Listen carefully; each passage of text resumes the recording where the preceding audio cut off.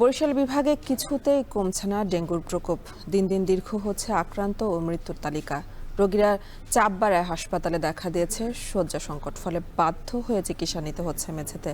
এ নিয়ে আরও জানাতে শেরেবাংলা মেডিকেল কলেজ হাসপাতাল থেকে যুক্ত হচ্ছেন অমিত হাসান। অমিত, এ পর্যন্ত বরিশাল বিভাগে ডেঙ্গু আক্রান্ত ও মৃতের সংখ্যা কত, আর পরিস্থিতি সামাল দিতে স্বাস্থ্য বিভাগ কি পদক্ষেপ নিচ্ছে? একটু জানিয়ে রাখি, এখন পর্যন্ত বরিশাল বিভাগে আক্রান্তের সংখ্যা ৫,৫০০ ছাড়িয়ে গেছে এবং মৃত্যুর সংখ্যাও প্রায় ১৫ জন। গতকালকেও এই শেরেবাংলা হাসপাতালে ২ জন রোগী ডেঙ্গু আক্রান্ত হয়ে মারা গেছেন। তবে এখন পর্যন্ত যে ১৫ জন রোগী মারা গেছেন তার মধ্যে ৮ জন এই শেরেবাংলা হাসপাতালে মারা গেছেন।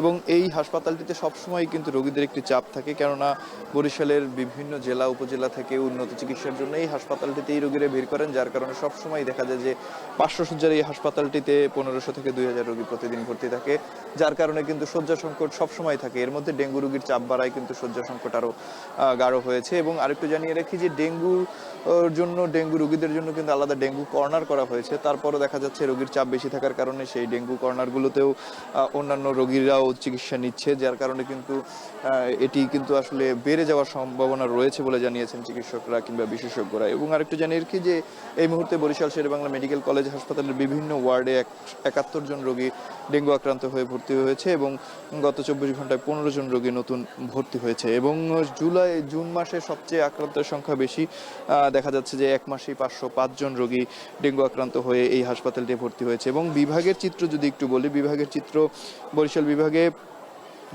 চলতি বছরে এখন পর্যন্ত মোট আক্রান্ত হয়েছে ৫,৭১৭ জন রোগী। এর মধ্যে বরগুনাতেই আছে ৩৪৪৩ জন রোগী এবং বিভাগে এখন ভর্তি রয়েছে ৪২২ জন রোগী।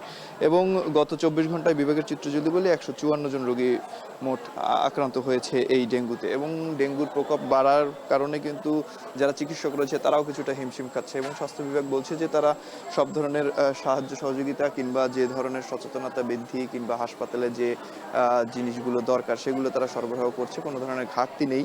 তবে এই রোগের নিরাময়ে যারা ভর্তি হচ্ছে তারা বলছেন যে চিকিৎসা সেবা নিয়ে কোনো ধরনের সংকট না থাকলেও পরিবেশ এবং যে শয্যা সংকট রয়েছে সেটি কিন্তু সবসময় দেখা যাচ্ছে, যার কারণে তাদের চিকিৎসা সেবা মেঝেতে নিতে হচ্ছে। এক্ষেত্রে কিছুটা সমস্যার সম্মুখীন হচ্ছে যারা রোগী রয়েছেন তারা। এবং সিটি কর্পোরেশন থেকেও আসলে আমরা খুব একটা নজরদারি দেখছি না বরিশালে।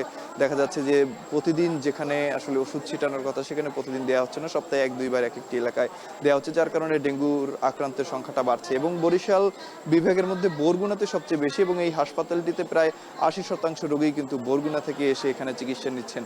এবং বরিশাল সিটি কর্পোরেশনে তুলনামূলক কম ডেঙ্গুর সংক্রমণ রয়েছে, তবে বরিশালের বাইরে বিশেষ করে বরগুনাতেই কিন্তু বেশি আক্রান্ত হয়ে বরিশালের এই হাসপাতালটিতে চিকিৎসা সেবা নিতে রোগীরা ভিড় করছেন, যার কারণে দিন দিন আসলে শয্যা সংকট হয়ে পড়ছে এবং এই হাসপাতালে রোগীর সংখ্যাও বাড়ছে। তো বরিশাল থেকে এই ছিল ডেঙ্গুর আমার কাছে সর্বশেষ।